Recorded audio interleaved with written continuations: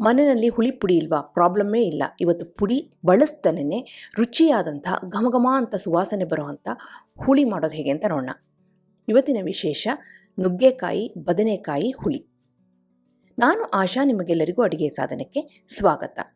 ಈ ಬದನೆಕಾಯಿ ನುಗ್ಗೆಕಾಯಿ ಹುಳಿ ಮಾಡೋದಕ್ಕೆ ಈ ತರಕಾರಿಗಳನ್ನ ಕರೆಕ್ಟಾಗಿ ಬೇಯಿಸ್ಕೋಬೇಕಾಗತ್ತೆ. ಈ ನುಗ್ಗೆಕಾಯಿ ಸ್ವಲ್ಪ ಗಟ್ಟಿ ಇರೋದ್ರಿಂದ ಅದನ್ನ ಮೊದಲು ನಾನು ಬೇಯಿಸ್ಕೊಳ್ತಾ ಇದ್ದೀನಿ. ಇಲ್ಲಿ 1/4 ಲೀಟ್ರಷ್ಟು ನೀರನ್ನ ಕುದಿಯೋಕ್ಕೆ ಇಟ್ಟಿದ್ದೀನಿ. ಕುದೀತಿರೋ ಅಂಥ ನೀರಿಗೆ ಮೊದಲು ಇಲ್ಲಿ ನಾನು ನುಗ್ಗೆಕಾಯಿನ ಸೇರಿಸ್ತಾ ಇದ್ದೀನಿ. 3 ನುಗ್ಗೆಕಾಯಿನ ಈ ರೀತಿ 1.5 ಇಂಚಿನಷ್ಟು ಉದ್ದದಲ್ಲಿ ಕಟ್ ಮಾಡ್ಕೊಂಡಿದ್ದೀನಿ.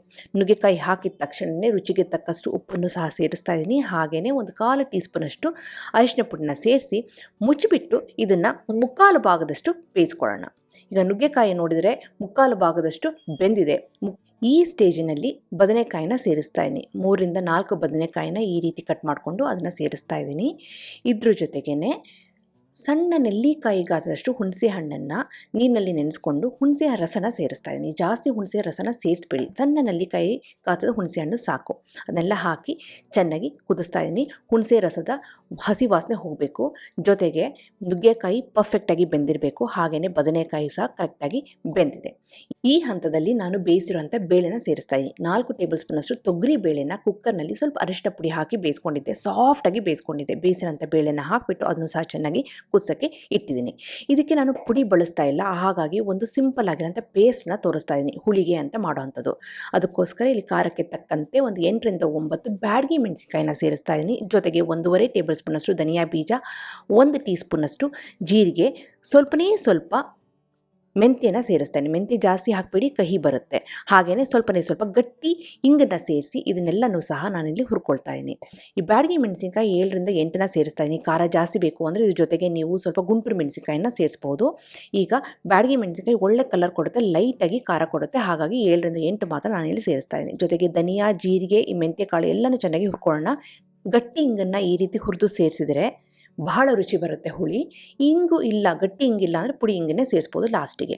ಈಗ ಸ್ಟವ್ನ ಆಫ್ ಮಾಡಿಬಿಟ್ಟು ನಾನಿಲ್ಲಿ ಒಂದು 3 ಟೇಬಲ್ ಸ್ಪೂನಷ್ಟು ತುರಿದಿರೋಂಥ ತೆಂಗಿನಕಾಯಿ ತುರಿನ ಸೇರಿಸ್ತಾ ಇದ್ದೀನಿ. ಇದನ್ನು ಹುರಿಯೋಂಥ ಅವಶ್ಯಕತೆ ಇಲ್ಲ, ಬಿಸಿನಲ್ಲೇ ಸ್ವಲ್ಪ ಬಾಡ್ಕೋಬೇಕು, ತೆಂಗಿನಕಾಯಿನ ಹುರಿಬಾರ್ದು.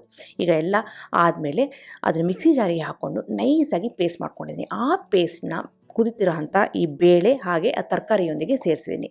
ಈಗ ಈ ಹುಳಿ ಪೇಸ್ಟನ್ನು ಸೇರಿಸಾಯಿತು. ಎಲ್ಲನೂ ಹಾಕಿ ಚೆನ್ನಾಗಿ ಕುದಿ ಬರ್ಸೋಣ. ಒಂದು 3ರಿಂದ 4 ಕುದಿ ಬರಬೇಕು. ಈ ಹಂತದಲ್ಲಿ 1 ಟೀ ಸ್ಪೂನಷ್ಟು ಬೆಲ್ಲದ ಪುಡಿನ ಸೇರಿಸ್ತಾ ಇದ್ದೀನಿ. ಬೆಲ್ಲದ ಪುಡಿ ಹಾಕೋದ್ರಿಂದ ಒಳ್ಳೆ ಟೇಸ್ಟ್ ಬ್ಯಾಲೆನ್ಸ್ ಆಗುತ್ತೆ. ಈಗೆಲ್ಲ ಹಾಕುವಂಥ ಸಾಮಗ್ರಿಗಳನ್ನೆಲ್ಲ ಹಾಕಾಯಿತು. ತರಕಾರಿ ಚೆನ್ನಾಗಿ ಬೆಂದಿದೆ. ಬೇಳೆ ಬೇಯಿಸಿರೋವಂಥದ್ದನ್ನ ಸೇರಿಸಿದ್ದೀವಿ. ಜೊತೆಗೆ ಚೆನ್ನಾಗಿ ಹುರಿದು ಪೇಸ್ಟ್ ಮಾಡಿರೋವಂಥ ಮಸಾಲೆನೂ ಸಹ ಸೇರಿಸಿದ್ದೀನಿ. ಹುಳಿ ಮಸಾಲೆನೂ ಸೇರಿಸಿ ಚೆನ್ನಾಗಿ ಕುದಿಸ್ತಾ ಇದ್ದೀನಿ. ಇವಾಗ ಸ್ವಲ್ಪ ಉಪ್ಪಿನಂಶ ಕಡಿಮೆ ಇದೆ ಅಂತ ಉಪ್ಪನ್ನು ಮತ್ತೆ ಸೇರಿಸಿ ಇದಕ್ಕೆ ಸಿಂಪಲ್ಲಾಗಿ ಒಗ್ಗರಣೆ ಸೇರಿಸಿದರೆ ಹುಳಿ ರೆಡಿ. ಅದಕ್ಕೋಸ್ಕರ ಇಲ್ಲಿ 1 ಟೇಬಲ್ ಸ್ಪೂನಷ್ಟು ಎಣ್ಣೆ ಒಂದು ಮಟ್ಟಿಗೆ ಬಿಸಿಯಾಗಿದೆ ಅಂದಾಗ ಸಾಸಿವೆ, ಉದ್ದಿನಬೇಳೆ, 2 ಕೆಂಪು ಮೆಣಸಿನಕಾಯಿನ ಸೇರಿಸಿದ್ದೀನಿ. ಸಾಸಿವೆ ಚೆನ್ನಾಗಿ ಸಿಡಿಬೇಕು. ಹಾಗೆಯೇ ಕೆಂಪು ಮೆಣಸಿನಕಾಯಿ ಸ್ವಲ್ಪ ಕಲರ್ ಚೇಂಜ್ ಆಗಬೇಕು. ಆ ಹಂತದಲ್ಲಿ ನಾನಿಲ್ಲಿ ಕರಿಬೇವಿನ ಎಣ್ಣೆನ ಹಾಕಿ ಸ್ವಲ್ಪ ಇಂಗಿನ ಪುಡಿನ ಸೇರಿಸ್ತಾ ಇದ್ದೀನಿ. ಮೊದಲೇ ಇಂಗನ್ನು ರುಬ್ಬಿ ಹಾಕಿರ್ತೀನಿ, ಹಾಗಾಗಿ ಸ್ವಲ್ಪ ಇಂಗನ್ನು ಕೊನೆಗೆ ಹಾಕಿದರೆ ತುಂಬ ಘಮಘಮ ಅಂತ ಸುವಾಸನೆ ಬರುತ್ತೆ. ಈಗ ಒಗ್ಗರಣೆ ಹಾಕಿ ರೆಡಿಯಾಗಿದೆ. ರುಚಿಯಾದಂಥ ಬದನೆಕಾಯಿ ನುಗ್ಗೆಕಾಯಿ ಹುಳಿ ರೆಡಿ. ಇದನ್ನು ಅನ್ನಕ್ಕೆ ಹಾಕ್ಕೊಂಡು ಕಲಿಸ್ಕೊಂಡು ತಿಂತಿದ್ರಂತೂ ಅದ್ಭುತವಾಗಿರುತ್ತೆ. ಯಾವುದೇ ಈರುಳ್ಳಿ, ಬೆಳ್ಳುಳ್ಳಿ ಯಾವುದೇ ಪುಡಿ ಇಲ್ಲದೇ ಹಾಕಿ ಮಾಡಿರೋವಂಥ ಹುಳಿ ತುಂಬಾ ರುಚಿಯಾಗಿದೆ. ಖಂಡಿತವಾಗ್ಲೂ ಮಾಡಿ ಹೇಗೆ ಬಂತು ಅಂತ ನನ್ನ ಕಮೆಂಟ್ ಸೆಕ್ಷನ್ ದಯವಿಟ್ಟು ತಿಳಿಸಿ. ಹಾಗೆ ನೀವಿನ್ನು ಅಡುಗೆ ಸಾಧನಕ್ಕೆ ಸಬ್ಸ್ಕ್ರೈಬ್ ಆಗಿಲ್ಲ ಅಂದರೆ ತಡೆ ಯಾಕೆ, ಈಗಲೇ ಸಬ್ಸ್ಕ್ರೈಬ್ ಆಗಿ ಪಕ್ಕದಲ್ಲಿರುವ ಬೆಲ್ ಬಟನ್ ಕೂಡ ಟಚ್ ಮಾಡಿ. ನಿಮಗೆ ವಿಡಿಯೋ ಇಷ್ಟ ಆಯಿತು ಅಂದರೆ ಲೈಕ್ ಬಟನ್ನ ಕ್ಲಿಕ್ ಮಾಡಿ, ಫ್ರೆಂಡ್ಸ್ ಆ್ಯಂಡ್ ಫ್ಯಾಮಿಲಿ ಜೊತೆ ಶೇರ್ ಮಾಡಿ, ವಾಟ್ಸಪ್ಪಲ್ಲಿ ಶೇರ್ ಮಾಡಿ.